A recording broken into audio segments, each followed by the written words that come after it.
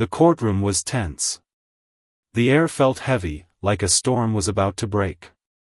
People whispered, lawyers shuffled papers, and the judge's stern gaze swept over the room. At the center of it all was a little black boy, no older than 8, sitting quietly beside his mother. His small hands clutched a worn-out teddy bear, his eyes wide with a mix of fear and curiosity. The case had drawn attention, too much attention. A police officer stood at the defendant's table, his expression unreadable. The charges were serious, but the evidence was shaky. The prosecution claimed the officer had used excessive force during an arrest, leaving a man badly injured. The defense argued it was a clean arrest gone wrong. The truth? Nobody was sure. Then, something unexpected happened. As the prosecutor asked the boy a simple question, "Do you recognize anyone in this room who was there that night?" The child's small fingers slowly rose. His tiny arm stretched out, pointing straight at the officer. A gasp rippled through the courtroom. The boy's mother held her breath. The judge leaned forward. The officer's face tightened, but he didn't move. Then, in a voice so soft yet so clear, the little boy spoke. "I saw him." Silence. The prosecutor gently urged him to continue. "What did you see, sweetheart?" The boy's lip trembled, but he didn't back down. He hurt that man. Bad." The defense attorney jumped up. "Objection. This is hearsay. The child is too young to." The judge silenced him with a raised hand. "Let the boy speak." And so, he did. What came next shocked everyone. The little boy wasn't just a random witness, he had been hiding in the back seat of his mother's car that night, watching everything unfold. His mother had parked near the scene, unaware of what was happening until it was too late. The boy described the officer's actions in chilling detail, how the man on the ground wasn't resisting, how the officer kept hitting him even when he wasn't moving. But the most shocking part? The boy had recorded the whole thing on his mother's phone. A video. Clear, undeniable proof. The courtroom erupted. Reporters scrambled. The officer's face went pale. The little boy, still clutching his teddy bear, had just changed everything. And this was only the beginning. The video played on the courtroom screen, silent except for the shaky breaths of the people watching. Every second felt like an hour. The footage was grainy but clear enough, the officer, his face twisted in anger, looming over a man who was already on the ground. The man's hands were up, his mouth moving as if begging the officer to stop. But the blows kept coming. A woman in the jury covered her mouth. A reporter in the back row stopped typing, her fingers frozen over her keyboard. The officer's lawyer gripped the edge of the table, his knuckles white. Then, the worst part. The little boy's voice could be heard in the video, small and scared, whispering, "Mama, what's he doing?" His mother, unaware he had taken her phone, had been inside a nearby store when it happened. She only realized later when she found the video in her gallery. The judge turned to the officer. His expression was unreadable, but his voice was heavy. "Do you have anything to say?" The officer swallowed hard. His eyes darted around the room, searching for an escape that didn't exist. It's not what it looks like," he stammered. But nobody believed him. By the time court adjourned for the day, the video had already leaked. Someone in the room had recorded it on their phone, and within minutes, it was everywhere. News stations interrupted their broadcasts. Social media exploded. Hashtags trended. The little boy and his mother walked out of the courthouse surrounded by reporters shouting questions. "How did you get the video? Are you afraid of retaliation? What do you want to happen to the officer?" The boy clung to his mother's hand, his face hidden against her side. She didn't answer any of them. She just held him close and hurried to their car. But they weren't the only ones leaving in a hurry. The officer slipped out a back exit, his lawyer shielding him from the cameras. His badge was already suspended. His name was being dragged through the mud online. And worse, his past was about to catch up with him. That night, a local journalist dug deeper. She found reports, old complaints buried in paperwork, internal investigations that went nowhere. Other people came forward, telling stories of similar encounters with the same officer. A woman who said he had roughed up her brother during a traffic stop. A teenager who claimed the officer had planted evidence on him. The department went into damage control. The chief held a press conference, promising a full investigation. But the public wasn't buying it. Protests started outside the police station. People held signs with the little boy's face, demanding justice. The boy's mother tucked him into bed that night, her hands shaking as she kissed his forehead. "You were so brave today," she whispered. He looked up at her with big eyes. "Is the bad man gonna go to jail?" She hesitated. "I hope so, baby." But as she walked into the living room, her phone buzzed. An unknown number. A single text. "You should have kept your mouth shut." Her blood ran cold. She rushed to the window, pulling back the curtain just enough to peek outside. A dark car idled at the end of the street. No headlights. Just waiting. She grabbed her son, her heart pounding. Were they being watched? Was someone trying to scare them? Or worse, were they in real danger? The next morning, a detective knocked on their door. He wasn't in uniform, just a plainclothes officer with a badge around his neck. "Ma'am," he said quietly, "we need to talk. Some people aren't happy about what happened in court." She crossed her arms. "You mean the truth?" He sighed. "Look, I'm on your side. But there are powerful people who want this to go away. They might try to pressure you. Or threaten you." She glanced back at her son, sitting at the kitchen table, coloring quietly. "What are you saying?" she asked. The detective lowered his voice. "I'm saying you might need to disappear for a while." Meanwhile, the accused cop sat in his living room, staring at the news. His face was everywhere. His career was over. His friends had stopped answering his calls. His wife had taken their kids and left. He poured himself a drink, his hands shaking. This wasn't supposed to happen. He had always gotten away with it before. But now? Now there was a video. Now there was a little boy who had seen everything. And now, there were people, dangerous people, telling him to fix this before it got worse. He picked up his phone. Scrolled to a contact he hadn't used in years. "I need help," he muttered when the line picked up. "This kid, he's gonna bury me." A pause. Then a cold reply. "Then make sure he doesn't talk again." The detective's warning echoed in the mother's mind long after he left. Disappear for a while. The word sounded like something from a crime movie, not her life. But the text message, the dark car outside, this was real. She looked at her son, still coloring at the table, blissfully unaware of the storm brewing around them. His small fingers gripped the crayon tightly, his tongue poking out in concentration as he scribbled.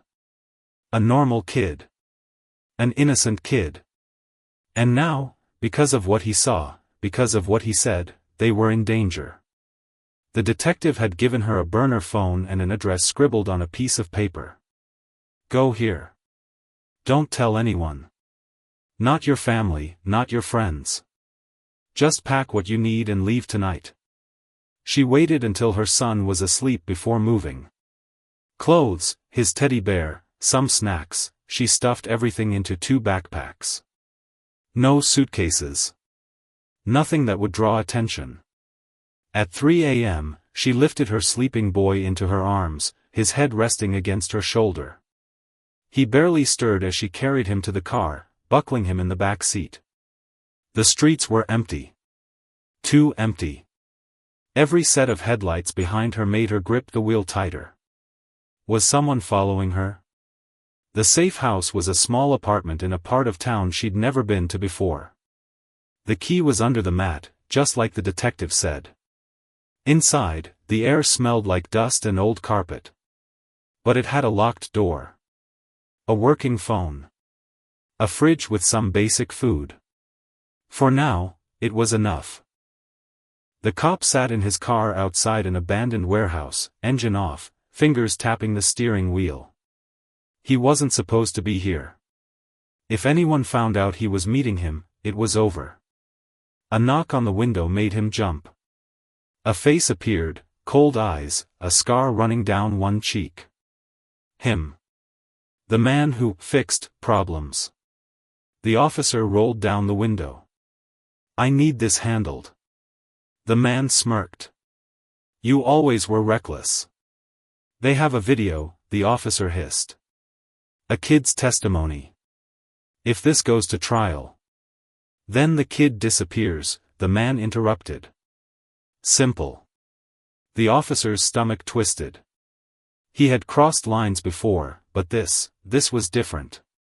The man leaned in closer. "Unless you want to spend the next 20 years in a cell?" The officer looked away. That was answer enough. Meanwhile, the reporter who had first uncovered the officer's past complaints wasn't done. She sat in her tiny apartment, surrounded by case files, her laptop glowing in the dark. There was a pattern. The same officer. The same kind of complaints. And, most chilling, the same names popping up in the background. Other cops. A judge. Even a city councilman. This wasn't just about one bad cop. This was bigger. Her phone buzzed. An anonymous tip: check the evidence locker logs from last year.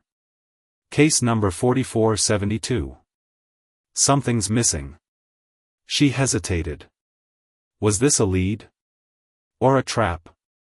Back at the safe house, the boy played with his teddy bear on the floor while his mother watched the news. The case was everywhere. Pundits debated. Protesters marched. Then, a knock at the door. She froze. No one knew they were here. No one. The knock came again. Harder this time. She grabbed her son, pressing a finger to her lips. "Shoo." A voice called through the door. "Ma'am? It's Detective Ruiz. We need to move you." She didn't answer. The detective had said no one would come for them. A pause. Then. "Open up. Now." That wasn't the detective's voice. Her heart hammered. Were these cops? Or were they pretending to be? The doorknob rattled. She grabbed her son and ran to the back window. The window creaked as the mother shoved it open, her arms shaking. Cold night air rushed in. Below was a fire escape, rusty, old, but their only way out. "Climb onto my back," she whispered to her son. The boy didn't argue. He wrapped his small arms around her neck, his breath quick with fear. She stepped onto the metal grating, the whole structure groaning under their weight. Behind them, the banging on the door grew louder. A deep voice barked, "Break it down." They weren't cops. Cops wouldn't need to break into a safe house. She moved fast, her sneakers slipping on the wet metal. Down one level. Then another.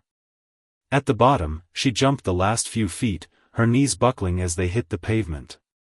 Pain shot up her legs, but she didn't stop. A shadow moved at the end of the alley.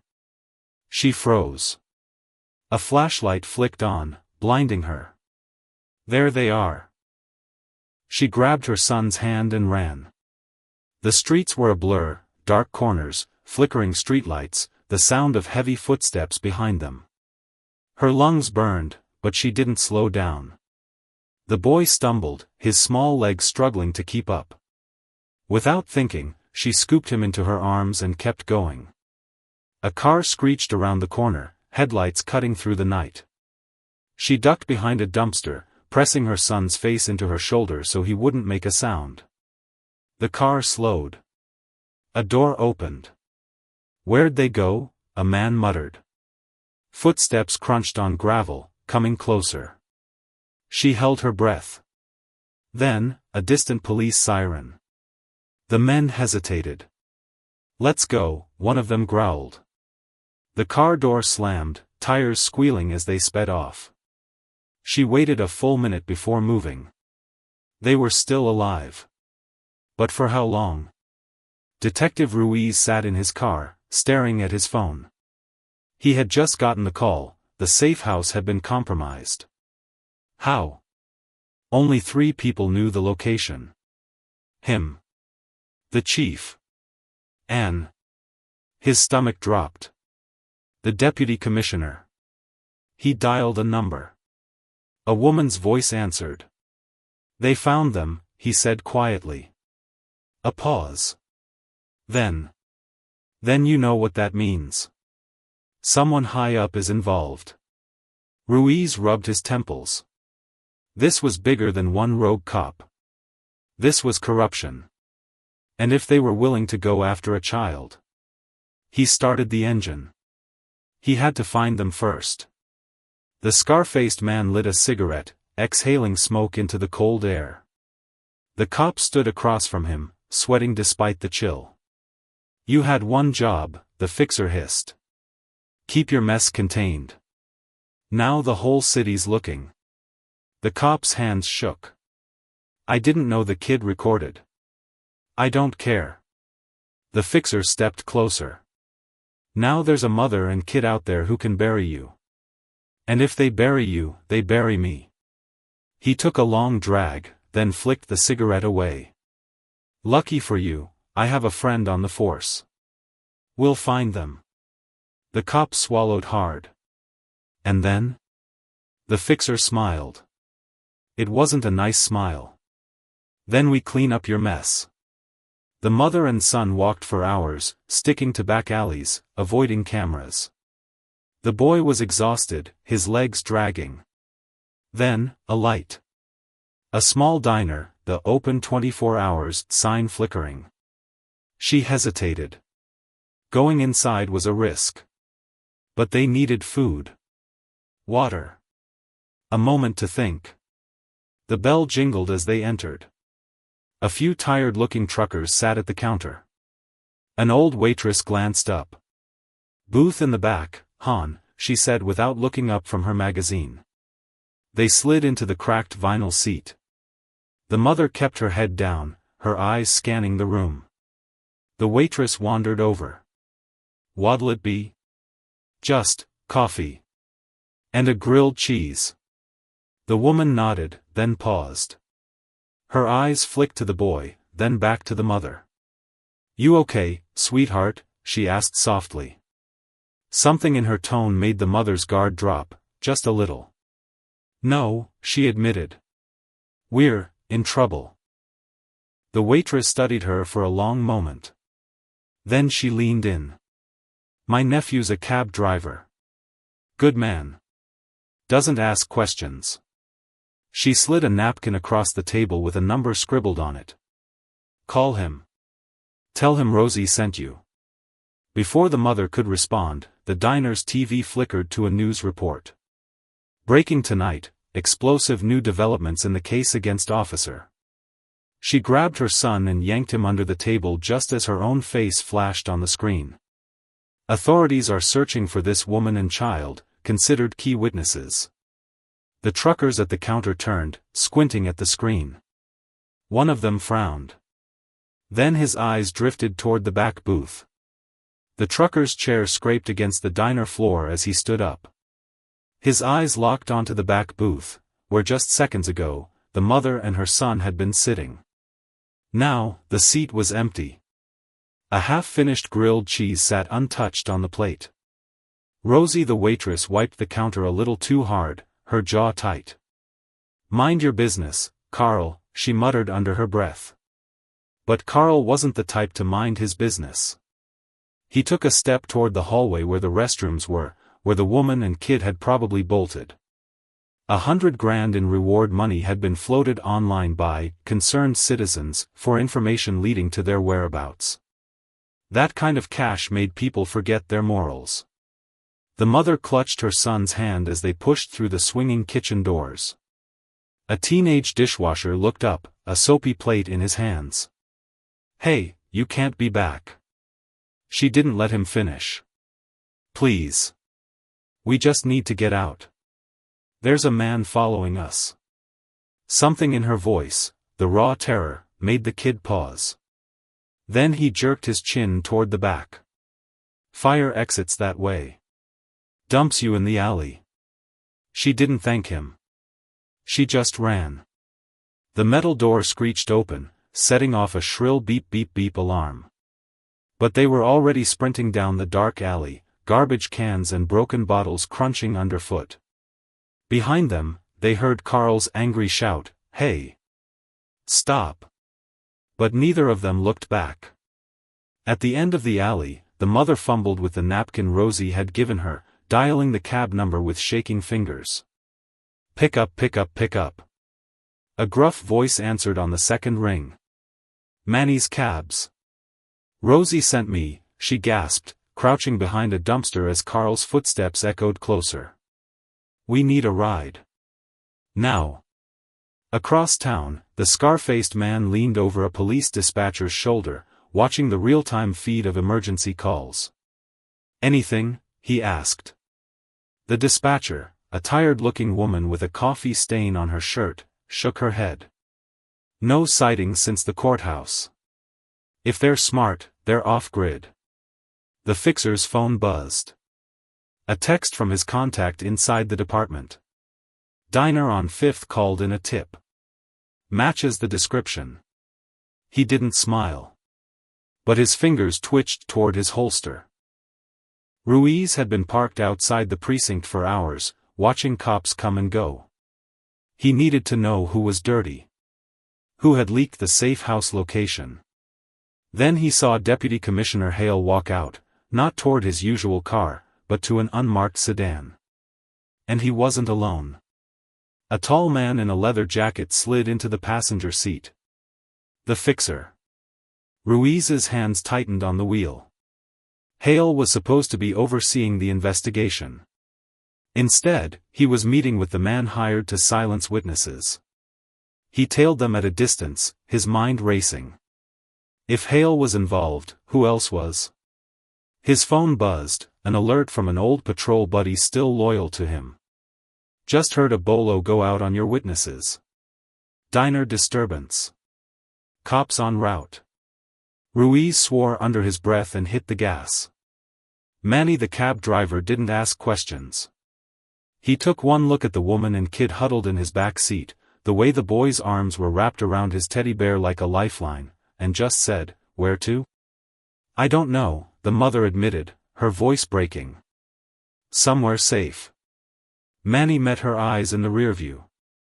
"I got a cousin. Runs a motel by the old rail yard. No cameras.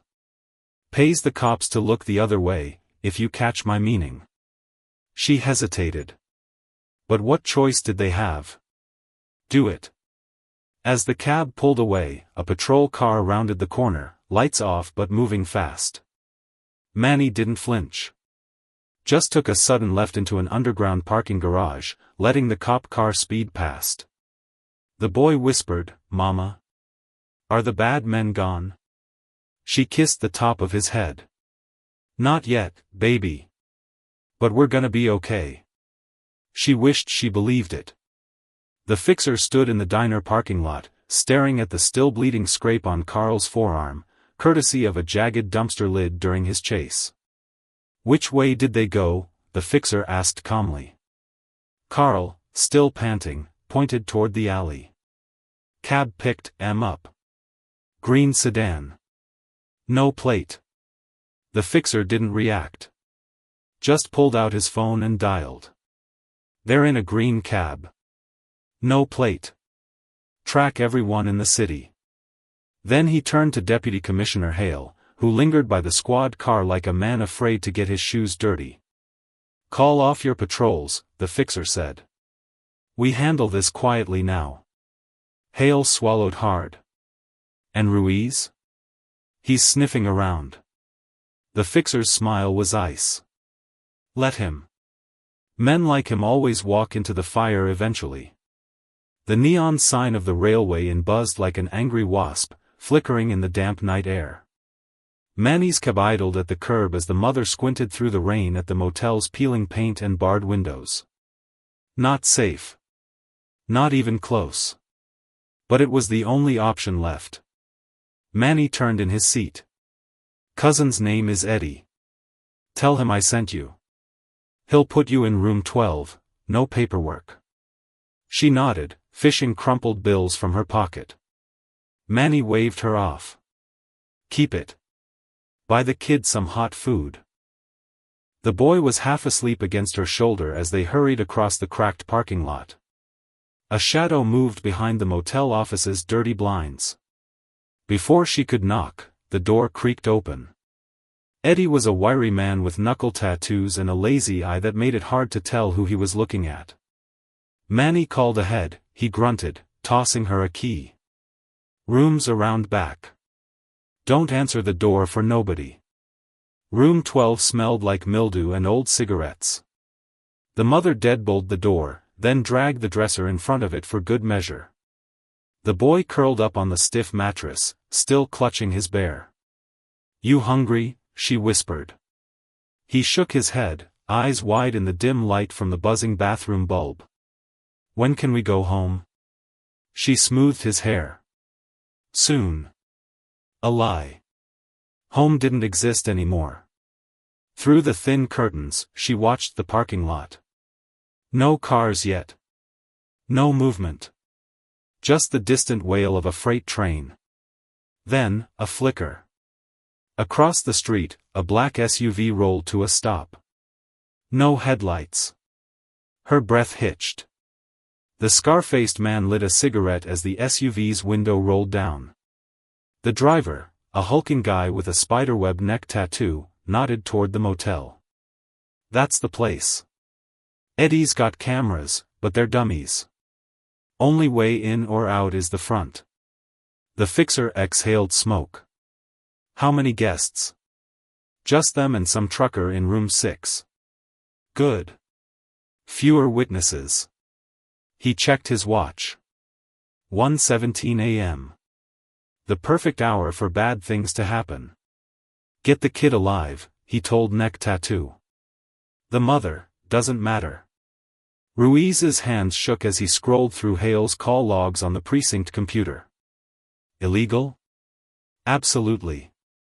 But so was conspiring to murder a child. There it was, 3 calls to an unlisted number in the past hour. All placed right after Hale left the fixer. He cross-referenced the number with the department database. No match. But his gut knew.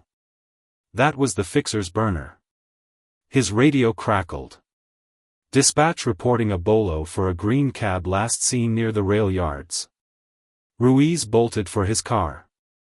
The mother hadn't moved from the window. The SUV hadn't moved either. Then, a soft tap tap tap at the door. Not the front. The bathroom door. The one connected to room 11. Her blood turned to ice. Eddie hadn't given them a connecting room. Another knock. Louder. A man's voice, muffled but cheerful. Ma'am? Maintenance. Got a leak to check. Liar. She grabbed her son and yanked him into the closet just as the bathroom doorknob twisted. Neck Tattoo kicked the flimsy bathroom door open, gun raised. The empty room made him snarl. They're bolting. The fixer stepped over the shattered doorframe, scanning the room. Closet door slightly ajar. He smiled. Lady, he called, pulling a pistol from his waistband, you got 10 seconds to come out before I start shooting through this door. Silence. Then, a sound from outside. Squealing tires. The fixer spun toward the window just as headlights flooded the room. A sedan plowed into the black SUV, glass exploding. Ruiz. While the men were distracted, the mother shoved her son toward the bathroom. "Run! Find the detective." The boy hesitated. "But Mama." "Go." He ran just as the fixer turned back. The mother threw herself at him, nails raking his face. He backhanded her, hard, and she crashed into the dresser. But the boy was already gone. The gunshots cracked through the night like fireworks, sending the boy scrambling behind a dumpster. His small hands clamped over his ears, but he couldn't block out the shouts, Ruiz's voice barking orders, the fixer's men cursing, the screech of tires as another car skidded into the motel parking lot. Peeking around the dumpster, he saw his mama still trapped in the room. The fixer had her by the hair, dragging her toward the black SUV while neck tattoo fired at Ruiz's car. Bullets pinged off metal. The motel's remaining lights blew out in a shower of sparks. Then, a new sound. Sirens. Real ones. The fixer's head snapped up. "Cops. Move." They threw the mother into the SUV just as 3 cruisers careened into the lot, lights swirling. The boy's heart leaped, help was here, until he saw Deputy Commissioner Hale step out, his badge glinting under the streetlight. Hale didn't go for his gun. Didn't shout commands. He just locked eyes with the fixer and gave a barely there nod. They were on the same side. The boy shrank back as Hale turned toward Ruiz, who was crouched behind his bullet-riddled sedan. "Stand down, detective. You're interfering in an official operation." Ruiz spat blood onto the asphalt. "Official? You're helping them kidnap a witness." Hale's hand hovered near his holster. "Last warning." A whimper escaped the boy's throat. They were going to kill Ruiz. Kill his mama. And then. His fingers brushed something in the dumpster shadows. A phone. Dropped in the chaos, screen cracked but still glowing. Without thinking, he grabbed it and opened the camera. The fixer's SUV was already peeling out, his mama inside. Hale's cops were forming a wall between Ruiz and the vehicle, guns drawn. The boy didn't understand hashtags or algorithms. But he knew how to press record. And he knew how to scream. "Stop hurting my mama." His wail cut through the gunfire as the live stream connected. At first, just a handful of viewers popped up in the corner, 3, then 10, then 50. Then the numbers exploded. Because the boy hadn't just filmed Hale's betrayal. He'd filmed the fixer leaning out the SUV window, raising a pistol at Ruiz's back, while Hale watched. Ruiz saw the boy first. Saw the phone. Saw the fixer's gun. He ducked just as the shot rang out, the bullet whizzing past his ear. Hale's cops spun, confused, they hadn't been briefed on murder. "He's live," one cop yelled, spotting the boy's glowing screen. Hale paled. "Kill the feed. Now." Too late. The video was already spreading like wildfire. News stations. Social media. The police chief's personal cell phone. Within minutes, the chief's voice boomed over every patrol radio, "All units, converge on the railway in. Deputy Commissioner Hale is relieved of duty." Repeat, Hale is relieved. The fixer's SUV swerved as more cop cars appeared in the distance, real ones, siren screaming. With a snarl, he shoved the mother out onto the rain-slick road and sped off. Ruiz reached the boy first, scooping him up as the mother limped toward them, her face streaked with blood and tears.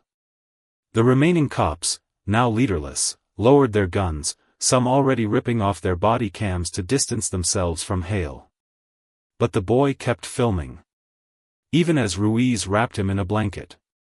Even as paramedics loaded his mama into an ambulance.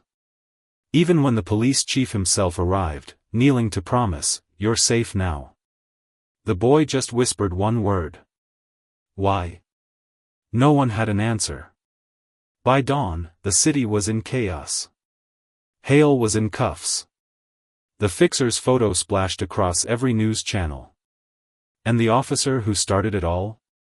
He sat in an interrogation room, head in his hands, as detectives slid a tablet toward him, playing his own confession, recorded by the boy's steady hand.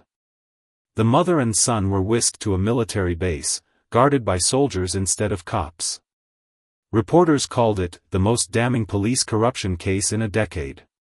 But in a quiet hospital room, the boy just hugged his mama and asked, "Can we go home now?" And for the first time, she smiled. "Yes, baby. We can go home." The military base was supposed to be the safest place in the state. Razor wire coiled along the fences. Armed guards patrolled every entrance. Cameras watched every hallway. Yet when the boy woke screaming from his nightmare, he could have sworn he saw a shadow move past his bedroom window. His mother flicked on the lamp, rubbing his back. "Just a bad dream, baby." But the next morning, the guard outside their door was gone. Just an empty chair and a cold coffee cup. Something was wrong. Detective Ruiz knew something was off the moment he arrived for his daily check-in. The usual guards were replaced by stone-faced soldiers he didn't recognize. When he asked for ID, they stared straight through him. Inside, the boy sat at the kitchen table, drawing with intense focus. Not colorful stick figures like before, just a single shape, over and over. A jagged scar. Ruiz crouched beside him. "Who's that?" The boy didn't look up. "The bad man who smells like cigarettes." Ruiz's blood ran cold. The fixer was supposed to be in maximum security. He reached for his radio just as the power went out.